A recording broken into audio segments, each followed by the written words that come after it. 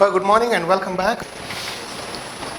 I went a little fast in the introductory material or the textbook material. And if you have any questions, as I said, please do ask me questions. Not right now, but maybe a little later when we take a break. Let me get started with this one. But if you have any specific doubts yourself, you could talk to me during the break. Your test will be including only the material from last week. That is the textbook material, chapters 2 to 8. Chapter 1 is basic material, but I hope you have read it. You were advised to read that. We went through chapters 2 to 8. We skipped some parts. Some of you asked if there are sample questions. If you go to my website, rangayyan.ca, and go to the engineering part of it, under the picture of this textbook, you will see a zip file. You'll have to download the zip file because that website does not allow me to have folders and put more files. So I can only attach files. So there's a zip file that says tests and exams or something like that. And there are many, going back 20 years of my teaching and some other exams. You don't have to read all of them, just take a look at some to get the pattern if you wish. If you had the book, you would have seen the questions at the end of each chapter. I was not sure how long that part would take, so I went a little fast so we would have some time for some of my research seminars that will show you applications of all the techniques we have seen and perhaps a little more. We have developed some specific techniques for each application, and we will look at them here. But all the basic materials like filtering, Gabor filters, and texture analysis methods, we have seen all of them. So when we get to them, I'll just skip through them. I won't go through those details again. But there are some new materials. In this case, in this seminar, we have some material on morphological image processing that I did not cover in my textbook or in the lectures last week. So we will go through that part in a little bit of detail just to give some illustrations and show what is morphological image processing. And then we will look at some applications of 3D image processing, which is nothing particular. What you do in 1D, you can do in 2D. What you can do in 2D, you can do in 3D. No big deal. But in CT images, one has to bear in mind the resolution may not be isotropic. That is, you may have good resolution in the plane, but not across or in the perpendicular directions. Previously, you could get about 1 millimeter by 1 millimeter resolution in cross-section, but 5 millimeters or 1 centimeter thickness of the slice. That may still be true in some scanners and some types of imaging, but nowadays many CT and MR scanners in particular give you what is called isotropic resolution, 0.1 millimeter cube. Then you can treat it as one voxel of identical dimensions in all 3D. Just a remark about this, you must have seen this logo. This is the crest of the University of Calgary. It was modified. Previously it had full color and a few other changes, but they simplified. Many institutions are simplifying their crests or logos for digital printing, for scalability and so on. Even IISc, I saw, has simplified. But the main information should be there. But I make fun of this. One, you see the cow or bull. I suppose it's a bull. When we went to Canada, they would ask us, oh, you're from India, you don't eat cows, isn't it? You know, or land of holy cow. Some would make fun of it. Well, okay, make fun. But then I say, look, your own emblem. There is a cow or a bull. The city of Calgary has a bull and a horse. I went to Manitoba. The flag of the province or state of Manitoba has a bull. So it's there everywhere. Animals are used for various purposes. We depend on them. Nothing to make fun of, but if somebody makes fun of what we hold as some important concepts, and I say, look at this. The other funny thing, this is really funny, is previously these books had some scribbles. There was something in trying to simplify the logo, that's been removed, so the books are empty. So there is nothing in them. That I find a bit strange. Maybe you should go and write or something. That may be the message. But the books are empty. Anyway, this is based on the master's project and additional research of Shantanu Banik, who did his MSc and PhD with me, in collaboration with Dr. Graham Bogue, who is a pediatric radiologist at the Children's Hospital in Calgary. We started with the problem of neuroblastoma to detect these tumors caused by neuroblastoma in young children. In the first 6 months to a year or 2 years after birth, there is a possibility that some children are born with neuroblastoma, which is a kind of cancer, pediatric cancer. And the tumors could be anywhere in the body. But tumors in the abdomen are said to be the most problematic, in the sense they affect the other organs in the abdomen, and the probability of survival is low. For that reason, Dr. Bogue was interested in this project, and then we applied for some grants. We got some grants, but we could make only some limited progress because of limited grant funding, and then it stopped. So at the end, you will see we could succeed in some of the ancillary projects. We worked on this project, connected to this project, but segmentation of neuroblastoma tumor by itself remains a challenge. We then turned it around and said, we will call this landmarking and segmentation of 3D CT images. Landmarking is to identify important parts of the image that could help in further analysis of the image, like the ribs, the bones, and so on. You will see that. So we turned the project around. Instead of focusing on neuroblastoma, we said all of this is necessary in order to identify the tumor better. Not necessarily in neuroblastoma, but other types of cancer or other types of detection of tumors and other parts in the body. So identification and segmentation of the thoracic, abdominal, and pelvic organs are important in computer-aided diagnosis, treatment planning, landmarking, and content-based retrieval of medical images.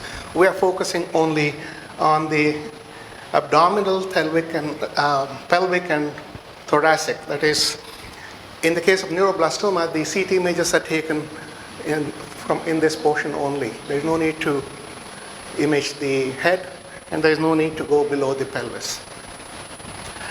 Of course, if there is tumor or metastasis in the brain, then of course that has to be included too. So why do we need CAD or computer-aided diagnosis?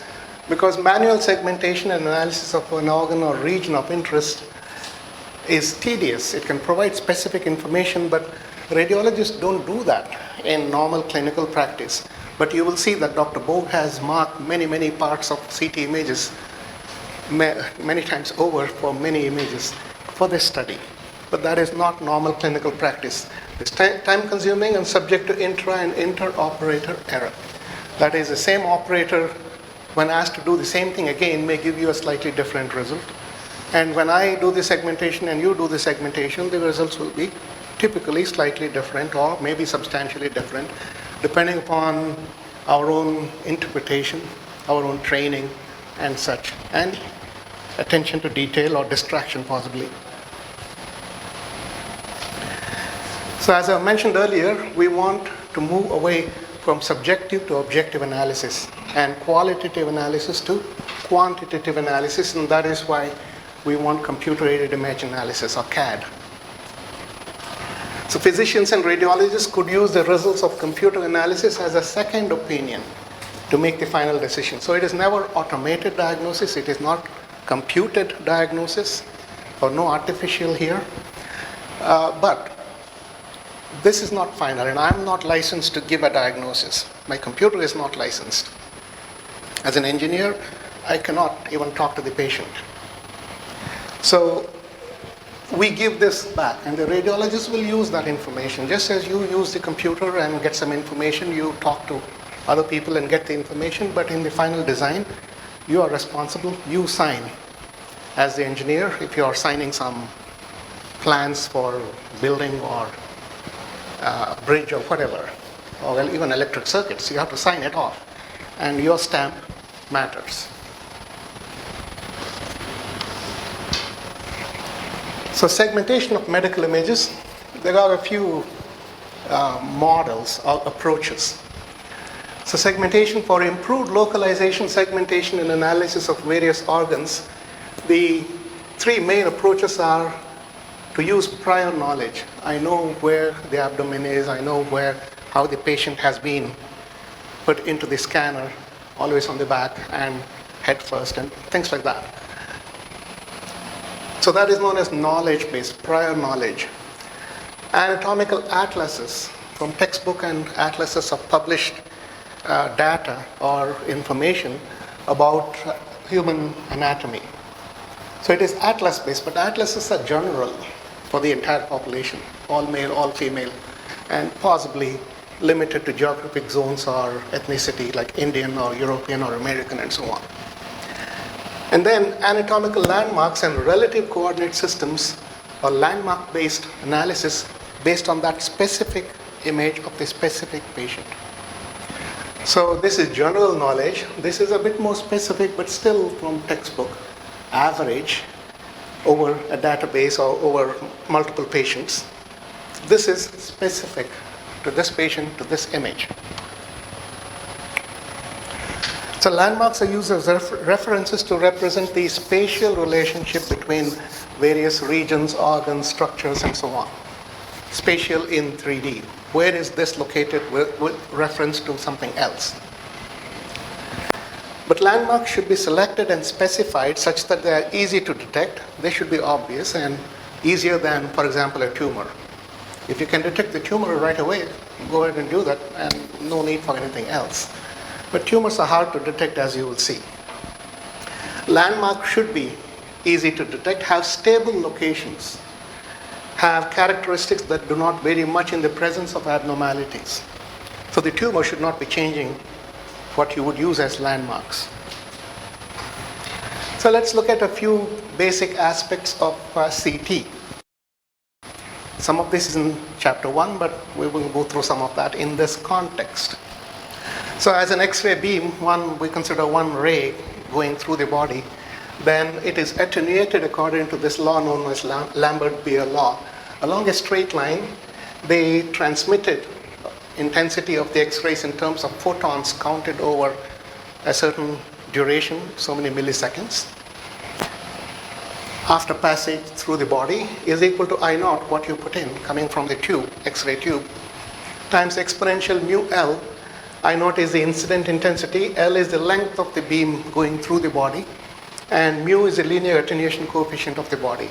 Now suppose the body is just a block or something, homogeneous, uniform, then mu is the X-ray attenuation coefficient called linear attenuation coefficient, that is per millimeter or per centimeter of passage through that object.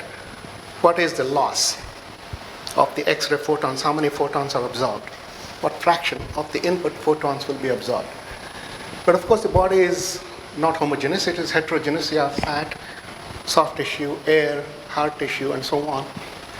So at the skin surface, most of the soft X-ray photons will be absorbed, and the hard X-ray photons, hard meaning of higher energy, soft meaning lower energy, they pass through, and then some of them are absorbed in the hard tissue, in the bone, and then what comes out is what is measured. So this mu is a variable and needs to be integrated over the path of propagation through the body. In CT imaging, mu is converted to CT number or Hounsfield units in this manner. Mu minus mu W. Mu W is the attenuation coefficient of water, divided by mu W times K, some scaling factor. K is typically 1000. So this gives CT number in Hounsfield units. And if you use 1000, the range is typically minus 1000 to plus 1000, 0 for water by normalization. So 0 for water, fat is lighter than water, so fat is negative. Air is lighter, negative. Air combined with lung tissues, very light, negative. Pure air, mu is almost zero, but not completely zero. So it's about minus 1,000. And bone is the densest part of the body, and that could go up to 800, 900, 1,000, depending upon the density of the bone. In children, it could be lower, maybe 300, 400. Calcifications, depending upon how much calcium is there per unit volume, could be 300, 400 Hounsfield units. Hounsfield was an electrical engineer at that time with EMI, the record company. And record companies have this turntable previously with that big vinyl record or long playing records. And turntable. And the turntable idea was turned into the idea of scanning. And Hounsfield, although he was working for a gramophone recording company, he came up with this idea of scanning the human body with a rotating gantry. And Cormac in South Africa was a mathematician, and he came up with the mathematics reconstruction of images from integrals, or functions from integrals. And the two of them shared the Nobel Prize for medicine, a mathematician and an engineer sharing the Nobel Prize for medicine, unusual. At IISc, when I was doing my PhD, Professor GIAN Ramachandran and his student at the time, Dr. Lakshmi Narayanan, they came up with the convolution back projection method algorithm, original paper, and that's highly cited. And Professor Ramachandran connected me to Dr. Gordon, Richard Gordon in Manitoba. He was in New York before that. And Dr. Gordon was the developer of the algebraic reconstruction technique for reconstruction of images from projections or ray integrals. So I have some connection with tomography, but these are the most important people: Hounsfield, Cormac, Ramachandran, Lakshmi Narayanan, Gordon with his supervisor or collaborator, Herman. So CT images. What are the CT values typically? Air could be minus 1,000, depending on the scaling factor. The minimum should be minus 1,000 if you use that formula. But there could be some noise in measurements. We averaged over multiple voxels. A voxel is a volume element, like a pixel is the picture element. And we got some of these numbers. Mean and standard deviation. Fat is minus 90, skin plus 16, spinal canal plus 23. Some of the organs that we were interested in our analysis of 3D CT images. Most of the abdominal organs are in the range of about 50, 60, 70 Hounsfield units. 30 blood, 40 muscle, 44 spleen, 46 necrosis, dead tissue, scar tissue, about similar, a little lower, drier. Liver 60. Tumor is a little higher. Tumor is more active, it draws more blood, takes up more supply. Calcification 345, bone 1005. These are from measurements in the pediatric CT images I'm going to show you. So most of the published procedures are applicable only to CT scans of adults, these atlases and other procedures. And we were dealing with pediatric cases. The organs and tissues are not fully developed in young babies or infants. And the Hounsfield units could be a little different. So we obtained these statistics from the specific data set that we worked on. So our project was on segmentation and analysis of CT images of pediatric patients with tumors due to neuroblastoma in thoracic, abdominal, and pelvic regions. We didn't take up similar tumors or related tumors in other parts of the body, brain in particular. So what we found initially as to why we started doing this, the tumor, as I showed earlier in some of the CT images, is a fairly large object and has a combination of multiple types of tissue. It is located in the abdomen, and it could push and distort the liver and the kidney and other organs. So when you look at the image and say, well, I expect the liver to be here and the kidney to be here, but it's somewhere else. And it is heterogeneous in composition, containing, possibly encapsulating normal abdominal tissue, fat, necrosis or scar tissue, not air typically, but fat, and calcified tissues. And most importantly, viable tumor, meaning cancer that is active. Viable tumor means cancer that is active. And many of these images were taken with contrast injection. X-ray contrast injection involves injection of an iodine compound or some compound of a heavy element so that blood vessels develop more contrast.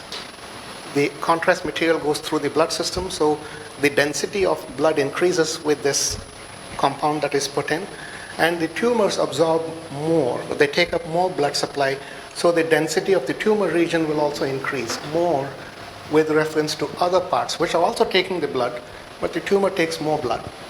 And hence, the tumor's contrast is improved by using a contrast medium in CT. Even then, it was difficult to segment the tumor automatically or using image processing algorithms. So some of these Hounsfield unit numbers are with the effect of contrast medium included. In this table, I didn't mark that, but we have marked it elsewhere. So in spite of all of these steps and CT scans and high resolution imaging and all that, we had difficulties in segmenting the tumor. So we said, like that elephant story I showed, we asked Dr. Bogue, how do you get the tumor? You know, it's so messy here, so many other things. And he said the same story that the elephant sculptor said. He said, I look at the image and say, this is liver, this is this. I remove everything, and if there is something remaining, then I examine it in detail. I suppose it happens automatically. It is not like he says, this is the liver and everything. It just happens through his experience. But we found that when we applied some of our initial image segmentation methods to these images, the tumor, so-called tumor volume that we got, would simply grow everywhere, would spread. If you have a connection here, then it keeps growing, and so many other structures are included. We said, no, that's not a useful result. And then we started to analyze which organs and which tissues are causing this problem, connecting my so-called tumor region and going somewhere else. And why is it crossing some of the boundaries of separation of the pelvic, thoracic, and abdominal regions? So then in discussion with the radiologist, Dr. Bogue, we said, well, we should take a different strategy. And there are some parts that we can identify, and he would also do something like that in his analysis, though not explicitly, and separate these regions.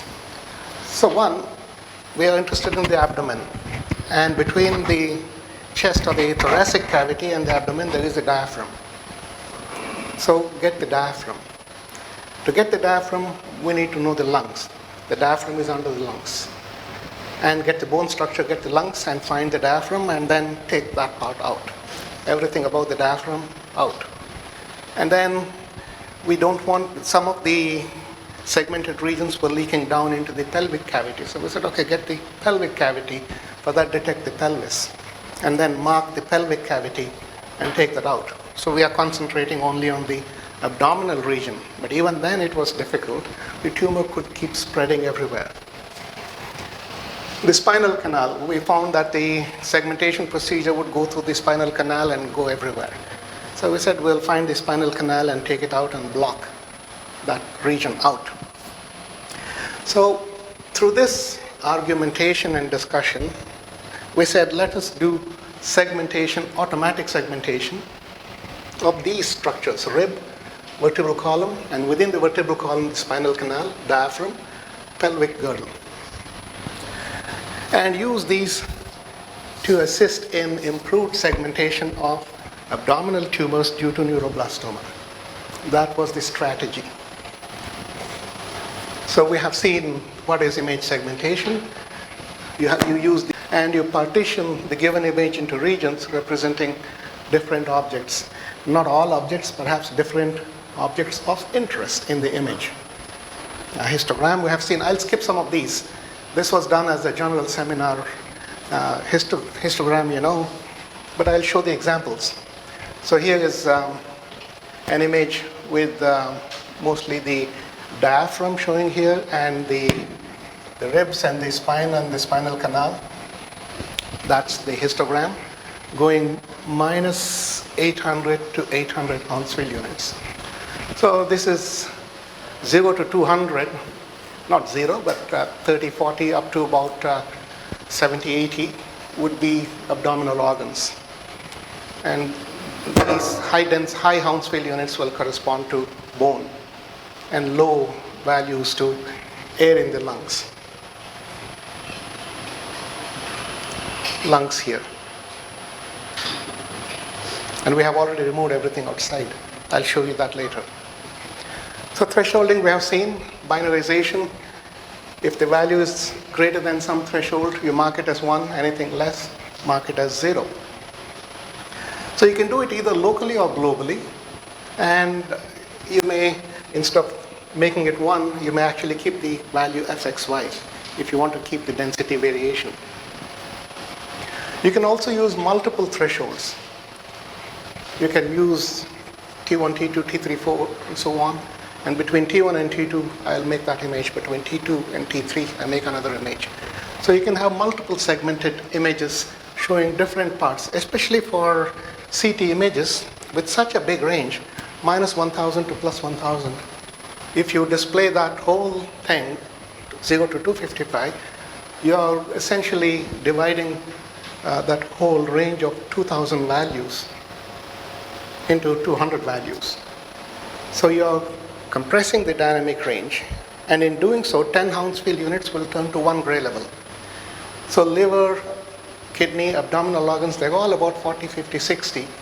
So the difference between 40 and 50 and 50 and 60 Hounsfield units will be lost if you map minus 1000 to plus 1000 to 0 to 255. So that's not a good idea. So what is normally done is there is windowing. You say, I'm interested in only the lung tissue, so only take this part, minus 1000 to minus 600, and display that. Everything else will be wiped out. If you want abdominal organs, take only this portion. If you want only heart tissue, take only that portion and display. That is commonly done just by adjusting some knobs, what is called the window center and window level or center and the width of the window by linear transformation that we saw earlier.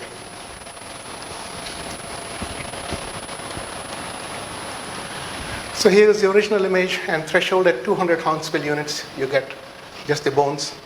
Multi-thresholding 0 to 200, you get mainly the diaphragm, but everything else is gone, but there are some soft tissues, relatively soft tissues there.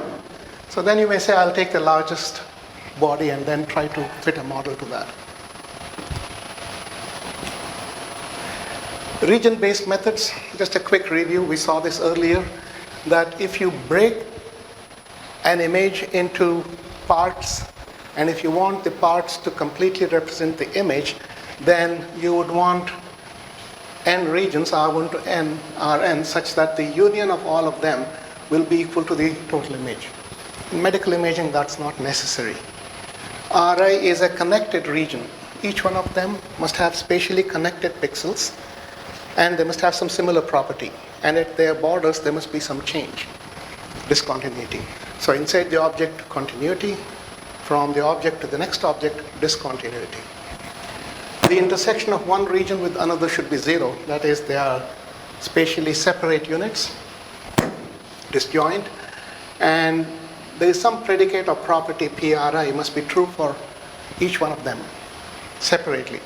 And if you apply the same to the union of two regions, that should be false. So two regions should be distinct and separate in their properties.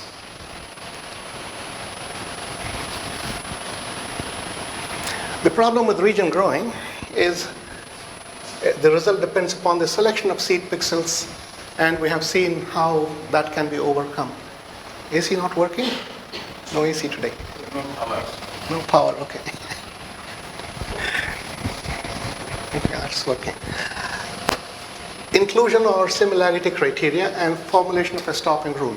Some of these limitations may be overcome, as we saw, by improved design of the region growing algorithm. I showed some region growing, including the human visual system related criteria. Splitting and merging I mentioned earlier. Edge-based technique also we saw, where you take a gradient, partial derivatives in x and y, and detect edges. The gradient is made up of its magnitude and the angle. It's okay, I can skip all these, right? We have seen this before. So I'll concentrate on what is new. So edge detection in this example, just taking the horizontal and vertical gradients, the original image and gradient magnitude, we get the edges here. And I've shown such images before. You've seen all of these, the Privet operators and the Sobel operators for edge detection. Right? Remember that? Okay. And the Laplacian.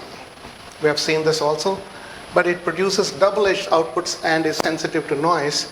The Laplacian or Gaussian, we have seen that also, is a combination of the Laplacian and Gaussian and can give you omnidirectional edge detection with some smoothing, so it is not sensitive to noise. I mentioned Canny's method, so I'll skip that. Could you turn that light off, please? Sorry to give you more work there. Thank you. I'm still not familiar with all the switches, so many switches there. Can you see this now? So this is using Canny's method. It gives you many minor details that perhaps are not of interest. By choosing the scale properly, you can get rid of some of the fine details, but still, all of these are not of interest. Those related to the spine, this is the aorta with the contrast medium injected. So those are of interest. But if you put some threshold and apply some limits, we can detect the bony parts, high density, high Hounsfield parts, and then detect edges. And we get better edge detection without all the other details. Depends upon what you want to detect and what is your aim of analysis here.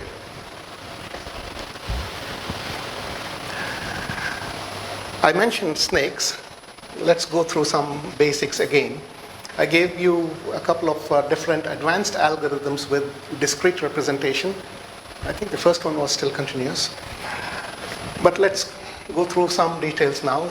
The contour in the image domain is deformed according to some internal and external forces. Now, you need some initial contour. And the initial contour could be drawn by the user inside the organ or part of the body of interest, or it could be a segmentation method that has given you some estimate. Take that and refine it, and I'll show that. Here we have used, in some cases, some manually input seed region or seed pixel. In some cases, contour detected by image processing improved by using snakes as a post-processing tool for improved segmentation. Internal forces are defined with reference to the contour. These are properties of the contour.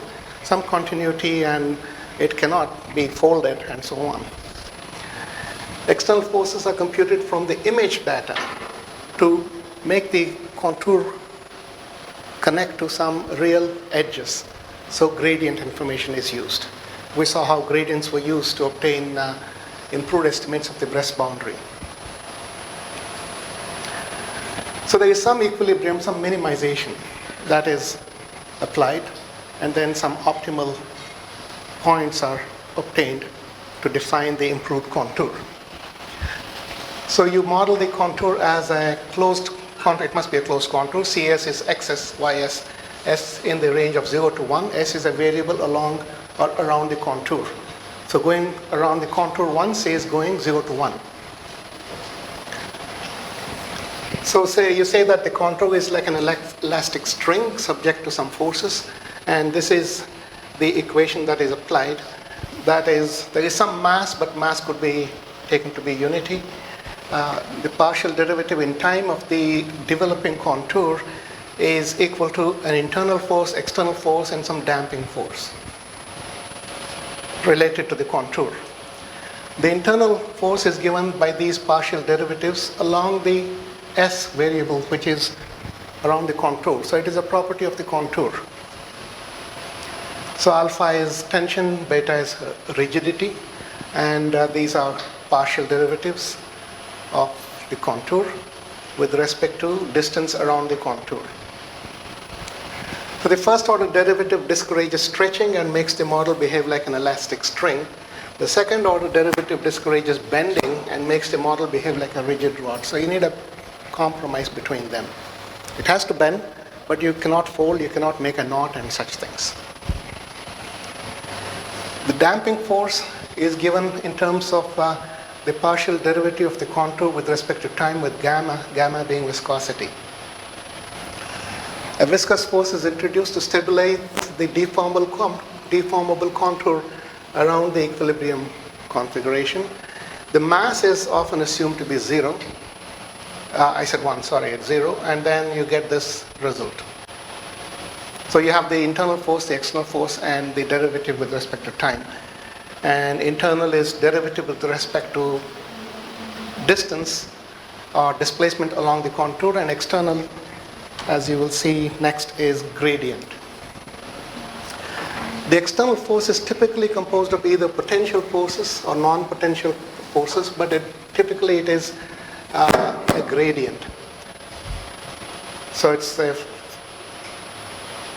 gradient square and a gradient measure of that. If the initial contour that is given is not close to a boundary, then the external force will have low intensity because the gradient is poor, and then the gradient vector flow method could be used to push the contour towards the nearest edges, strong edges. So the vector field that is used here is made up of gradients. E is the square of the gradient and some regularization parameters, and these are partial derivatives with respect to x and y. You don't have to read or remember this, it's only if you're implementing you need to know that. Essentially, you're taking partial derivatives in x and y, and when you treat them separately and take their relative values, you are accounting for direction. So it's vectorial analysis, but taking the components separately. And these are all gradient measures, and they contribute to the external energy, meaning what is present in the image and where should the contour go to connect the initial contour to edges, strong edges present. The spatial extent of the external forces may be enhanced with some mapping function. So you take the vector, the gradient vector flow components u, x, y, vy, and vxy, functions of x and y, and you make these functions. K2 and K1 are some constants that determine the rate of convergence and other properties of convergence, and this is one of these functions that is used. There are various formulations. This is one. So I'll show you some results. So here is initialization. This is the diaphragm below the lungs. You see part of the lungs somewhere at this level of the CT scan. So this was obtained initially, and the contour of the diaphragm obtained is this. I'll show you comparison with the contours drawn by the radiologist and error measures later on. This is to show the methodology as to how that contour is modified to this. So here it is going outside, and here it is coming inside, and here it is taking up the edges of the diaphragm. Except here, it's a bit difficult. It's not clear which edge. So perhaps that is not precise. Perhaps you would have wanted it to go that way, which was the case here, but it found something else there. And what is going out and latching there is brought in here. We have seen the Huff transform. I'll show some more applications here. So we make use of information related to edges. We detect edges first, binarize, so we have binarized pixels. But it is possible to use the value of the gradient or strength of that line pattern or whatever pattern you want to detect and put that in the Huff transform. Accumulator instead of incrementing the accumulator by unity always. That leads us to the Huff radon transform as we saw earlier. What is more important is this transform has the ability to recognize shapes and object boundaries even with a sparse edge map. That is, you want to detect circles, but you may have only a few points on a broken circle. But still, the method says these points could form a circle. If you were to make dots on all of the points on the periphery of the circumference of the circle, let's say you have 100 points.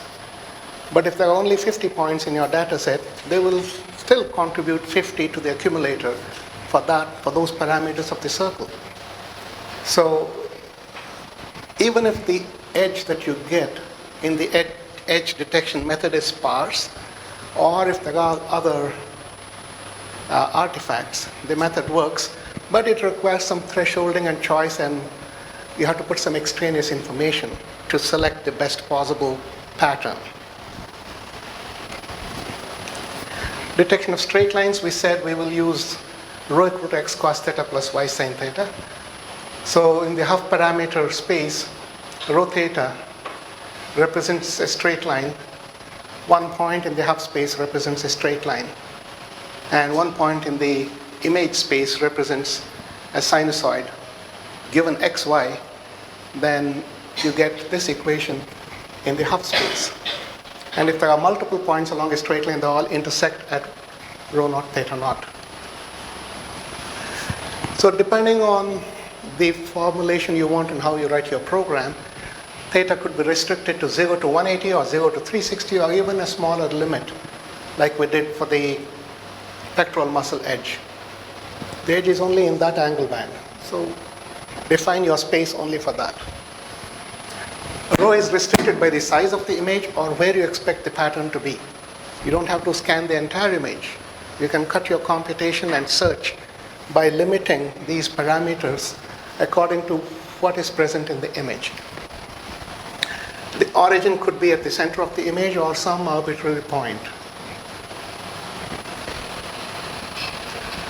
In my implementation of the examples I showed, the value of rho was considered to be positive or negative. You don't have negative distance, but I can say my x-axis is here. If the line is above and the rho is that way, I'll call it positive. If rho is this way, I'll call it negative. Then the angle is limited to 0 to 180. Otherwise, if I keep rho positive, I have to allow angle to go 0 to 360 degrees. So this is similar to what I had shown earlier, two lines, and all these sinusoids intersect at those points. Circles also we saw. This forms the basis of detection of the spinal canal. Shantanu improved these algorithms, not the Huff method, but what is done after. So this is the equation for a circle with center xy equal to AB and radius C. So the circle is represented in the 3D parameter space, Huff space, by three values A, B, C. So it's a 3D parameter space now. So if this is your circle image, 100 by 100 image with circle of radius 25, and xy center is 50-50, and 1 is taken to be there. Shantanu did it differently. It's the question of implementation. I took the center, that to be the origin. So what essentially happens is for every pixel here, a circle is drawn in the Huff space. Using that same equation, x minus a square plus y minus b square equal to c square. If x and a are given, if x and y are given, one pixel coordinate, that equation is still a circle in the Huff space. So for every point here in the Huff space, you draw a circle of that radius c that you specify for the corresponding slice of the Huff space. So C equal to 20 pixels, 24, 25, and so on. And when the parameter C matches the exact circle here, then all of these circles that you draw will touch here, and you get a peak there. You draw a circle here of radius 25, draw a circle here of 25, they will touch there. If you draw other circles, they don't touch there. And if you draw bigger circles, again, they don't touch there. So there is one slice in the Hubble space where you get a peak. The global peak will be there, but there's only one circle. So you search for the global maximum in the 3D Hubble space and you will find that. And you will say, at that point in the image space, which is centered here, there is a circle of that radius of the parameter of that slice in the Hubble space. The way Shantanu and I, we prepared this is like a tutorial. We go through all the techniques and then show the results, but some illustrations along the way. We have used the convex hull. And what is the convex hull? Of a set of points, H of a set of points, S is the smallest convex set that contains all the points. So I have a number of points, and it is not convex, there are concavities. So the question is, what is the smallest convex object that includes all of these points? And a convex set is one where if you take 2 points inside the set and draw a line, all of those points along the line must be inside.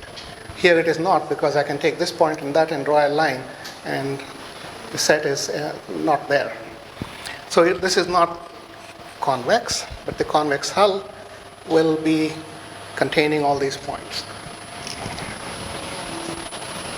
A set A is said to be convex if the straight line segment joining any 2 points in A lies entirely within A. Now, when you take the difference between the two, convex hull and, let me see if I can do this. Hopefully this won't pick up. So when you take the difference, it is called the convex deficiency. How much of the object is concave and how much is being lost with reference to the convex hull.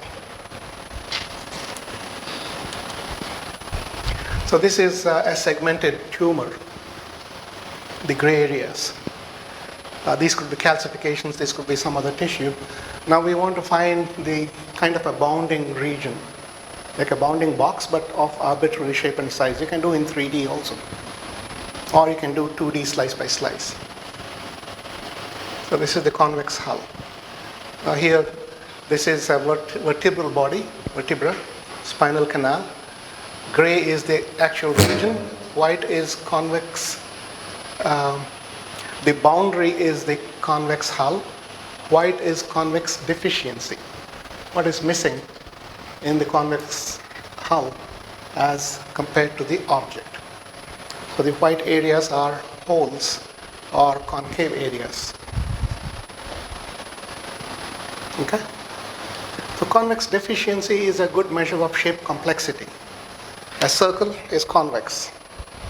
If you have some irregular object, the bounding circle will be convex, or could be some other bounding contour that is not circular, and the difference will tell you how rough the shape is or how it deviates from a circle if you use a bounding circle.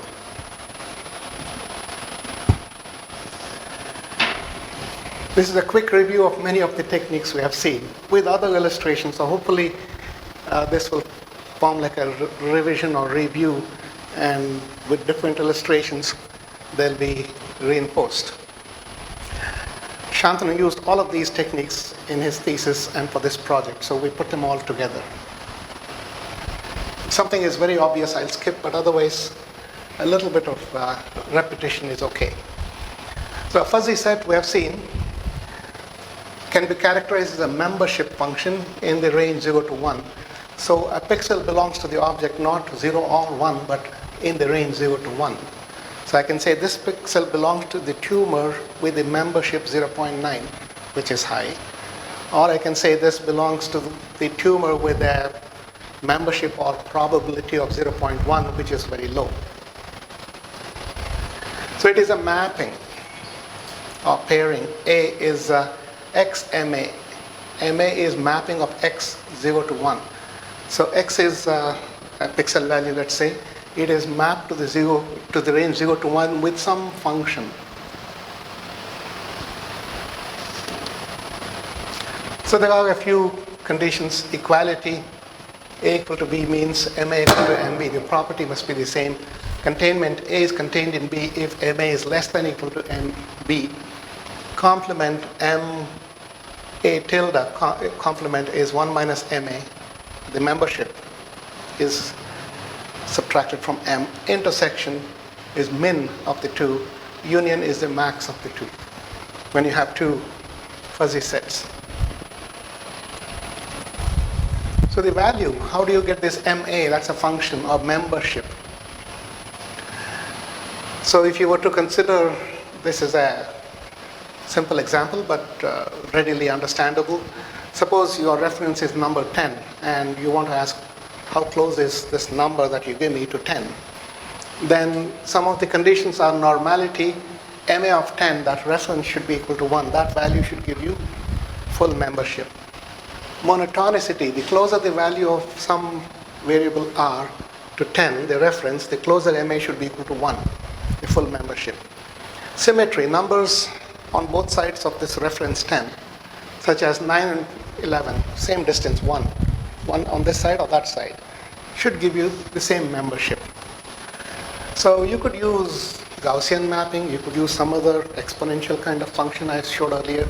You could modify to have full membership for some threshold region and then let it decay. So you may define different mapping functions. You could use Gaussian like this. So for 10, the membership is full. After that, it decays on both sides. If you want, you can just use exponential. So there are some parameters in this mapping that will determine how the membership changes as the values of this input variable will change. So mu and sigma. Mu is that reference value, so that doesn't matter. It is sigma that matters, the opening of the function. So now we have some examples. I think for that theory we need to give some examples, and these examples are relevant to the present application. So here is the original image, CT image, and if you use mu equal to 412 Hounsfield units, sigma is 156, you get this. Mu is high, 412 is in the bone area. So bony values or bony pixels are highlighted, other pixels are suppressed. Compare this intensity to that intensity. So voxels that have lower values, values that are far away from the reference bone, 412, will be suppressed. Mu minus 528, sigma is some value.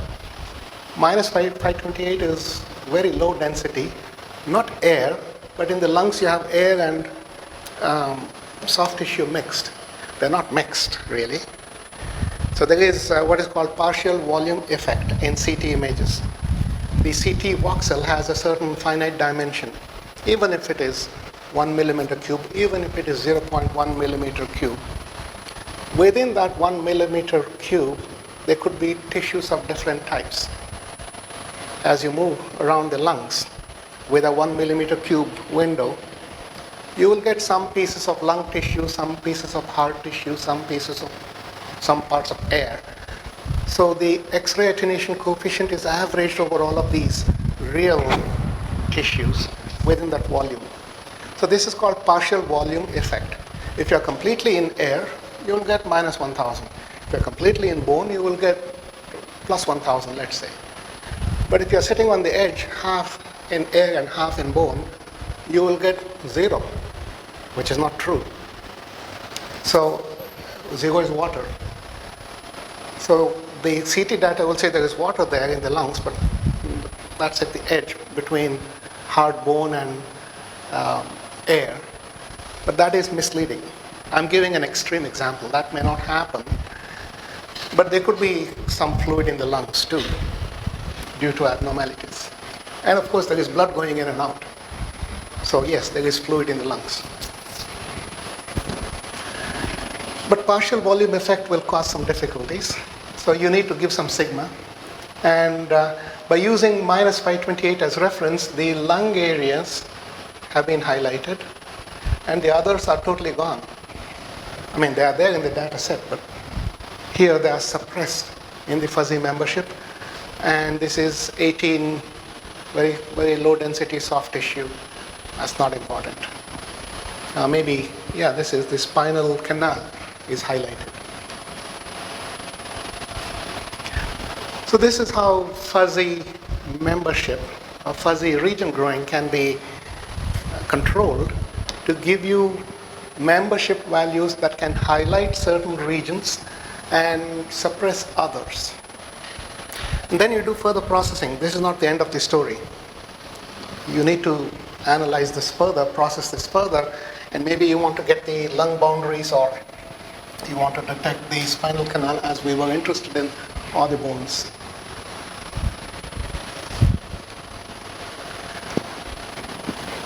Fuzzy connectivity is based on a measure of affinity.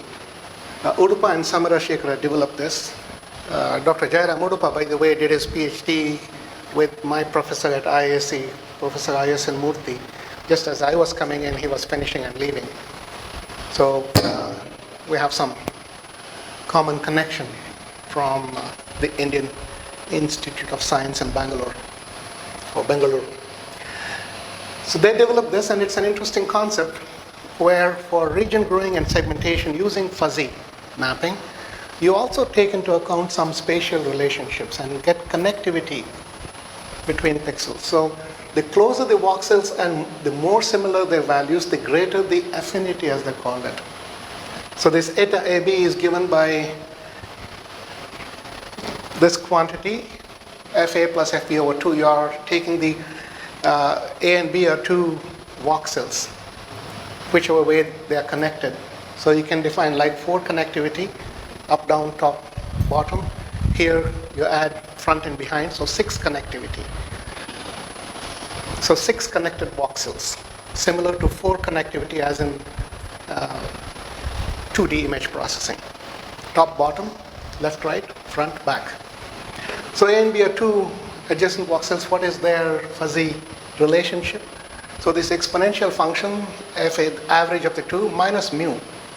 Mu is the mean of the 3 by 3 by 3 local mean, and sigma is some standard deviation that you impose on it. So that is the affinity. And then connectedness is based on the affinity function. The connectedness is dependent on all possible connecting paths. There is a spatial path of connectivity between voxels, 2 voxels. A connecting path is formed from a sequence of links between successive adjacent voxels in the path. The strength of each link is the affinity between the 2 adjacent voxels. The strength of a path is the strength of its weakest link. That is, from this pixel to that, or voxel, there is some path. And there are a number of voxels. You have computed the affinity. What is the strength of that path? The minimum along that, the weakest.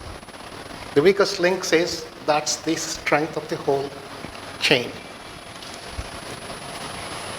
So the strength of connectedness between 2 voxels is the strength of the strongest path.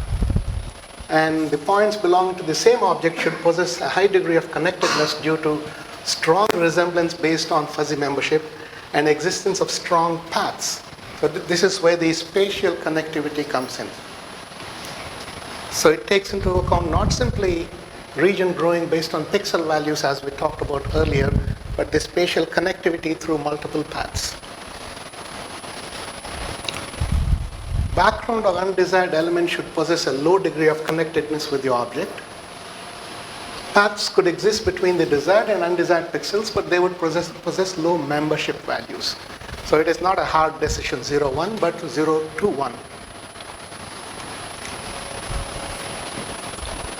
So the algorithm says initialize with a seed voxel, assigned the maximum membership of unity, grew region by evaluating the connectivity between the seed voxel and all connected voxels in the volume, produce a membership volume, threshold the membership volume to obtain hard binary segmentation if that is what is desired. Otherwise, you could go to the analysis step. So in some medical applications, you may say, I don't want to do this hard segmentation and boundary detection because I might not get a good result very often. So you may say, I'll skip this step. I don't have to draw a boundary. I don't have to segment this object and take it out. I have an approximate fuzzy membership region. I'll compute my parameters using that. And if that can distinguish between the categories of interest, benign, malignant, whatever, then I'm done. I have achieved that. So for tumors, one of my collaborators who did her MSc and PhD from Italy, Paola Casti, she developed a technique of segmentation of breast tumors and various types of lesions, not by drawing contours, but by some sort of a segmentation method that said, this is where the tumor is. You need a focal point, and then you characterize how fuzzy it is or how strong edges it has, and so on, without drawing a boundary, and then categorize that. And we got good results with that. So the last PhD thesis in that area that Paola did, we combined various types of lesions, in particular masses, tumors, and architectural distortion. So forget about getting a boundary. And then do some initial approximate segmentation by region growing, something like this. It was not this, but something like this. And then from that, you compute your parameters, classify, and go to the final step. So skip the step of hard segmentation. But if you want that, then you have to do the hard segmentation. It's clear that the mass of the contour is always assumed to be 0. One of the terms goes away then. Yeah. So when should it be non-zero?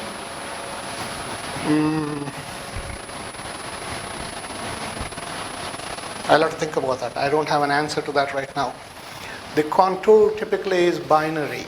It is just a binary contour. So there is no pixel value associated with it, and there is no weight associated with it. So that's the argument. If you want, I'll connect it too. I have not encountered that, but I'm making up this answer as we go. If you want a fuzzy membership along the boundary, then you will assign some mass to every point based upon some membership. That could be like a mass. A membership value. Normally when you draw a contour, it is 0, 1. It's a hard decision. If you want to attach some probability to it, then you could say there is a mass, something that is varying along the contour. Other than that, right now I can't think of anything else. I read an article that said that we can do simulation of the moving heart by giving some inertia to the contour. Because it is moving, yeah. So if it is moving, then it is in time. Okay. We are dealing with static images. So in a static image, then I don't see a similar issue. But you're right. That's a good example where if it is in 3D, and because it is changing over time, then you want that variation to be included. But you have to find a contour for every step of time. Yeah. What's that? 3D segmentation itself. So We are doing slice by slice in most of these cases and then putting them together. In some we are doing 3D. In the case of the diaphragm, we did it in 2D and then put them together. Thanks. But I have not encountered that. Thank you for the question.